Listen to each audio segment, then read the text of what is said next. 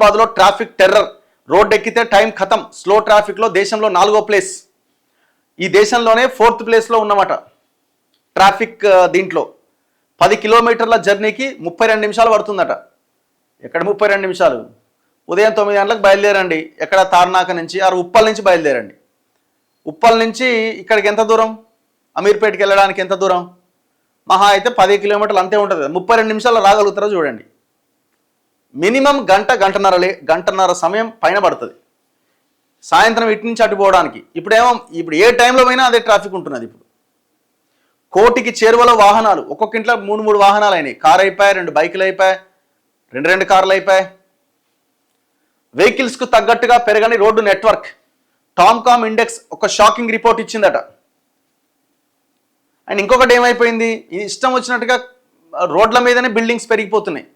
Main roads మీద పెద్ద పెద్ద ఆఫీసులకు పర్మిషన్స్ ఇస్తున్నారు. తప్పు కదా అది. సో అట్లాంటి ఆఫీసెస్ పెట్టినప్పుడు ఒకేసారిగా ఎంప్లాయీస్ బయటకు వచ్చినప్పుడు మొత్తం ట్రాఫిక్ జామ్.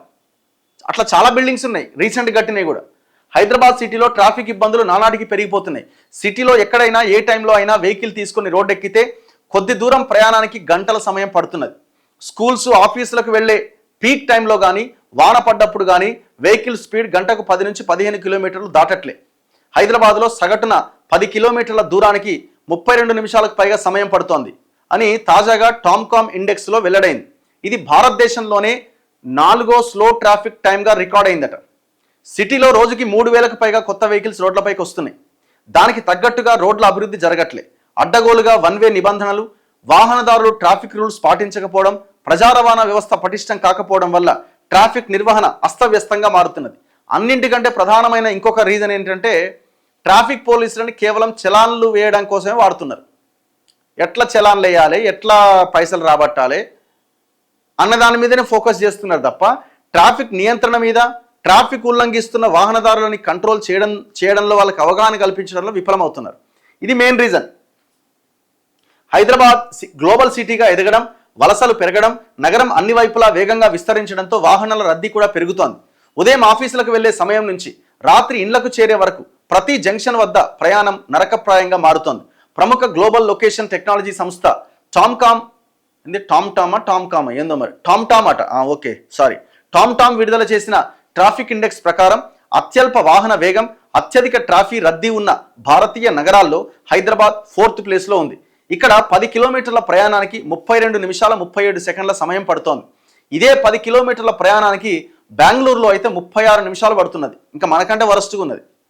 కోల్కతాలో అయితే 35 నిమిషాలు, పూణేలో అయితే 33 నిమిషాల సమయం పడుతున్నది. అదే ముంబైలో కేవలం 28 నిమిషాలు. ప్రయాణ వేగం తగ్గిపోవడం వల్ల ఐటీ ఉద్యోగులు, నగరవాసులు ఏడాదికి సగటున 123 గంటల సమయాన్ని కోల్పోతున్నారట. హైదరాబాద్లో సగటు వాహన వేగం గంటకు 23 కిలోమీటర్లు అయితే పీక్ అవర్స్లో వర్షం పడ్డప్పుడు 5 నుంచి 10 కిలోమీటర్లకు పడిపోతున్నది యావరేజ్గా వెళ్ళే స్పీడ్. సో ఇట్లా మన టైం అంతా వెహికల్లోనే గడిచిపోతున్నది. సో ప్రయాణానికే గడిచిపోతున్నది అనమాట. సో ఆ టైంలో మనం వేరే పని చేయడానికి అవకాశం లేకుండా పోతున్నది. ఇది చాలా రకాల అనర్థాలకి దారితీస్తుంది. ట్రాఫిక్, దీనివల్ల హెల్త్ ఇష్యూస్ వస్తాయి. అట్లాగే కూర్చొని నడపడం వల్ల హెల్త్ ఇష్యూస్ వస్తాయి, బ్యాక్ పెయిన్ ప్రాబ్లమ్స్ వస్తాయి. ఇక అన్ని రకరకాలుగా అన్నీ ఉంటాయి, అన్ని లింక్ అయి ఉంటాయి దీనికి. మనం మేజర్గా ఏంటంటే పీక్ టైంలో అడుగుపెట్టినామంటే అంతే సంగతి. ఇప్పుడు మనం ఆఫీస్కి మధ్యాహ్నం పోం కదా, పొద్దుగాలనే పోవాలి కదా. సో కాబట్టి అదే పీక్ టైం. మళ్ళీ ఇంటికి మళ్ళీ సాయంత్రం ఆఫీస్ అయిపోగానే బయలుదేరాలి. మధ్యాహ్నం పోలేము, రాత్రి 11 గంటల అర్ధరాత్రి పోలేము.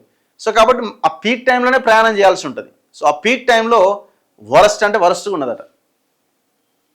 ఇప్పుడు మీరు చూడండి, ఇటు వెస్ట్ సైడ్ ఈ పెద్ద పెద్ద బిల్డింగ్స్ వచ్చేసినాయి. ఇప్పుడు కోర్ హైదరాబాదే కొంచెం బెటర్గా ఉన్నది ఒక రకంగా చెప్పాలంటే, ప్రశాంతంగా. మీరు ఇటు వెళ్ళండి, కోకాపేటు, పుప్పాల కూడా ఇటు సైడ్ వెళ్ళండి, మొత్తం ట్రాఫికే.